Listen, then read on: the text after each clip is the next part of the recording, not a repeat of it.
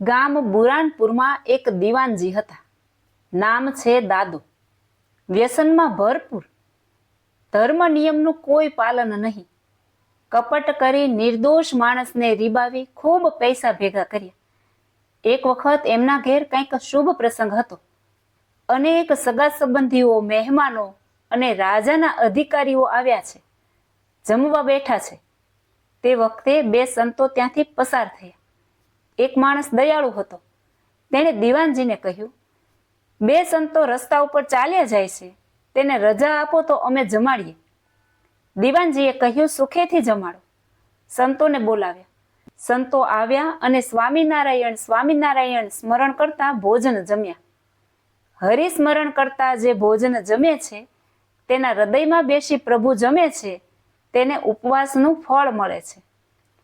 ભગવાનને જમાડ્યા સિવાય જમે છે, તે પાપ ખાય છે. સમય જતા દીવાનજીનો અંત સમય આવ્યો. ભયંકર જમદૂતો તેને લેવા આવ્યા. કાળપાશથી બાંધ્યો. લાકડીથી જોરદાર ગોદા ભરાવે. દીવાન રાડ્યો પાડે છે, બચાવો બચાવો, માર સહન થતો નથી. જમદૂતોએ કહ્યું, તે ખૂબ પાપ કર્યા છે. હસી હસી કર્યા જે પાપ, રોઈ રોઈ ભોગવજો આપ.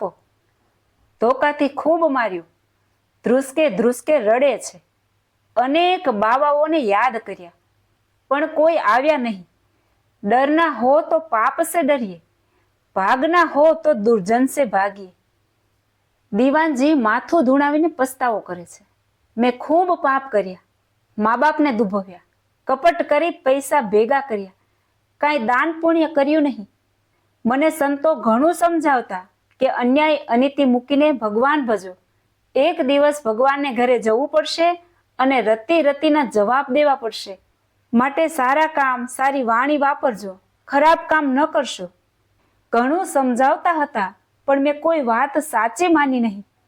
હું સાવ નાસ્તિક જ રહ્યો. ભગવાનનો આશ્રય લીધો નહીં. મેં ઘણા બાવાને ફકીરને જમાડ્યા. તે વસમી વેળાએ કોઈ આવ્યા નહીં. તે આવે ક્યાંથી? બધા ખોટા, પાપી અને દુરાચારી હતા. તે બધા યમપુરીમાં બાંધેલા છે. અચાનક સ્વામિનારાયણ ભગવાનના સંતોને યાદ કર્યા કે તરત સંતના દર્શન થયા. બે હાથ જોડી નમસ્કાર કર્યા. યમદૂતોને સંતો કહે છે, આ જીવાત્માને અમે લઈ જાશું, કારણ કે અમે એનું અન્ન જમ્યા છીએ, માટે મૂકી દો.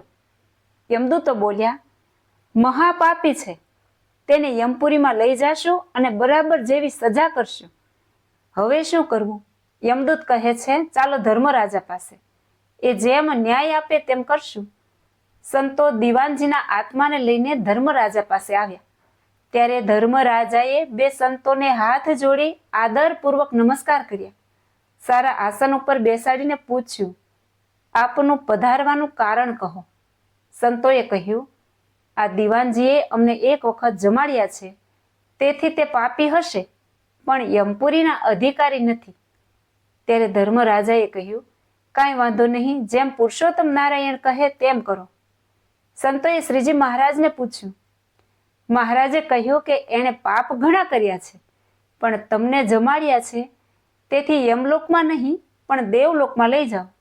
થોડા વર્ષો ત્યાં રહેશે, પછી ભરતખંડમાં સત્સંગીને ઘેર જન્મ લઈ સારા સત્સંગી થશે, ભક્તિ કરશે, પછી મુક્તિ થશે. ફક્ત બે સંતોને જમાડ્યા, તેથી જમપુરીમાં જતા અટકી ગયો.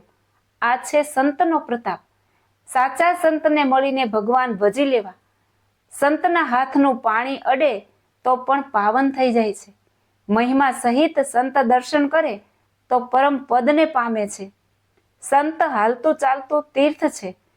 માટે કર પ્રભુ સંગાથે દ્રઢ પ્રીતડી રે, મરી જાવું મેલીને ધન માલયંત કાળે, સગું નહીં કોયનું રે, સંસ્કારે સંબંધી સર્વે મળ્યા રે, એ છે જૂઠી માયા કેરી જાળયંત કાળે, સગું નહીં કોયનું.